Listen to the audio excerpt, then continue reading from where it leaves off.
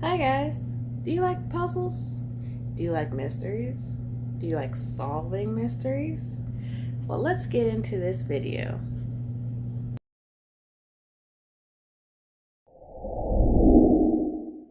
Today I want to talk about a particular puzzle game that I've come across while just randomly searching through Nintendo eShop, and here it is, Maze Mysteries.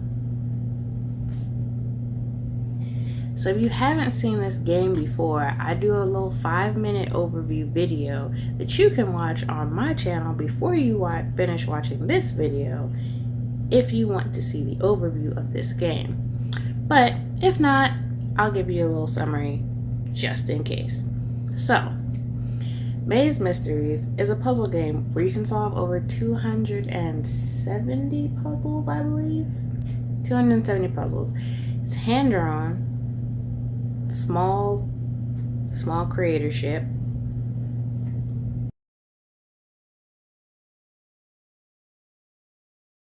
So you can solve over 270 puzzles in this game to help May find her lost brother Terry, as they have found themselves in Dragonville with nowhere else to go and no way to get home.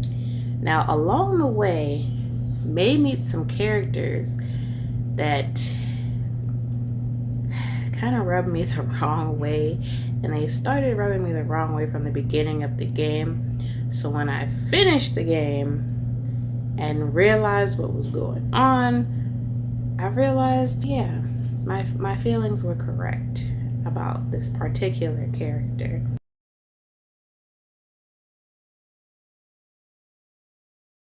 I played this game about, I'm gonna say more than 10 hours. I played through this game, finished it, no problem. And honestly, I felt I was gonna like this game a little bit more than I actually end up liking the game. One, the puzzles can be a little glitchy. Two, some of the puzzles are hard. Like, I had no idea what the answer was and I had to skip them hard.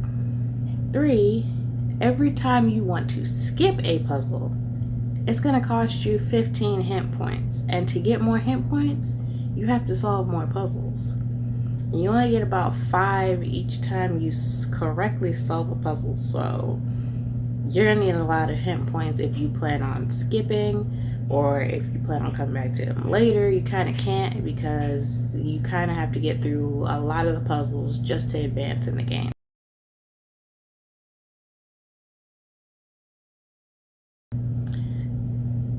There are 13 different puzzle styles, some being rhythm, some being you have to write the answer in, some being like hidden puzzles or like a search and find type puzzle, which, I mean, those are pretty easy on the puzzle scale.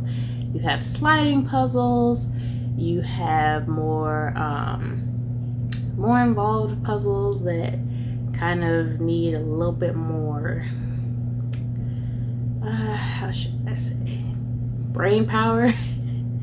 So if you're looking for something that you can do on the go, might want to grab a little piece of paper or something with you, because some of these definitely did require a little bit of math, which I can't do a whole lot of math in my head. I mean, I can do basic math in my head, yes, but I still needed to write some stuff down for this game. So if you're like me and you need to write stuff down, carry a little notepad with you. I've got one that's about yay big, so it works out. And I carry it with me anyway, just in case I need to write something down, or if I don't, really want to put it in my phone. So, main notepad in the game. So, I thought this game was going to be a little bit more similar to like the Professor Layton game that I played recently. I've also finished that game, and you can see on my channel the playlist for that right up here. Poo poo poo, right up here.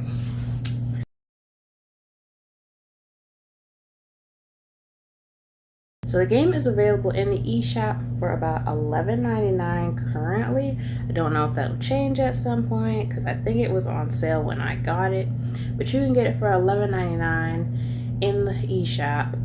But I really would not recommend it for someone who wants to go through the game with no glitches, with, you know, if you have younger kids trying to play this game, the puzzles are a little bit hard, so I would not recommend it for young kids because there's no way they're going to be able to get through this game without parental help of some kind, sister, brother, whoever.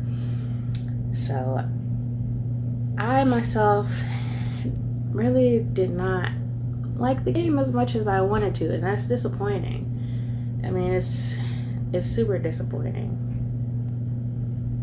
But I'm going to show some footage of the game just so you guys can see kind of what I'm talking about. When you solve one of these puzzles, you'll get a nice little well done screen that shows you how many points you've earned. And sometimes I think they did show how many hints I earned, but I've played so many of these puzzles, you guys, that I really don't remember. Anyway, you get hit points every time you solve some of these puzzles.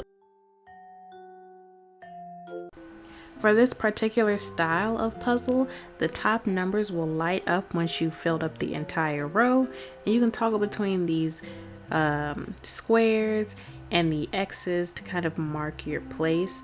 You need the squares to actually fill in the picture, and you will get X's every time you try to put a square in a place where it does not belong.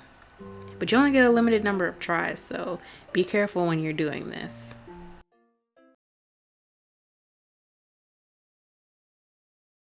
There are also 10 minutes of cutscenes in this game, which is fine. I mean, the cutscenes are actually really well done, and I'd say the cutscenes are a big highlight of this game. Like, really, I enjoyed the cutscenes more than I think I actually enjoyed playing the game, which says a lot about me, more than it does about the game, I think. Because I just really wasn't expecting the game to, I guess, be the way it was. I don't know. I would recommend this game if you really want to try your hand at puzzles, if you're an avid puzzle solver, but I would not recommend it if you're just passing by and you're like, should I spend my money on this? I probably would not play this game again, unfortunately.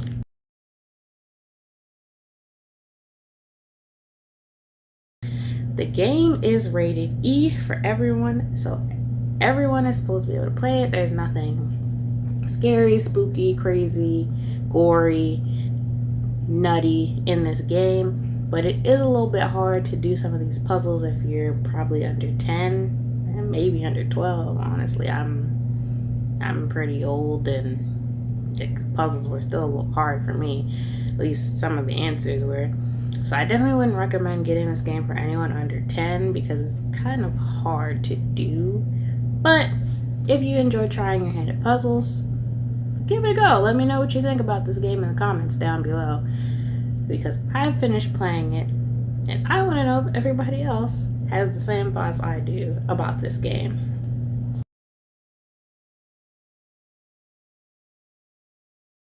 So, one other thing I want to talk about is the save mechanism in this game. The game will automatically save for you, which is nice, so don't get freaked out looking for a save button like I did, because I was searching everywhere for the save button and I was so scared to turn my console off. But you can turn it off. It'll save for you automatically, which is nice.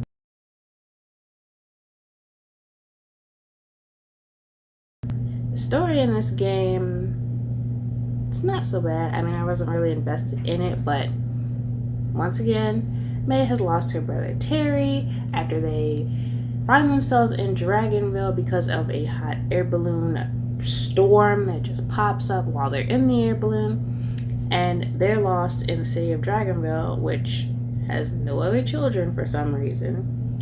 I won't go too much into detail on that reason because I don't want to spoil the game.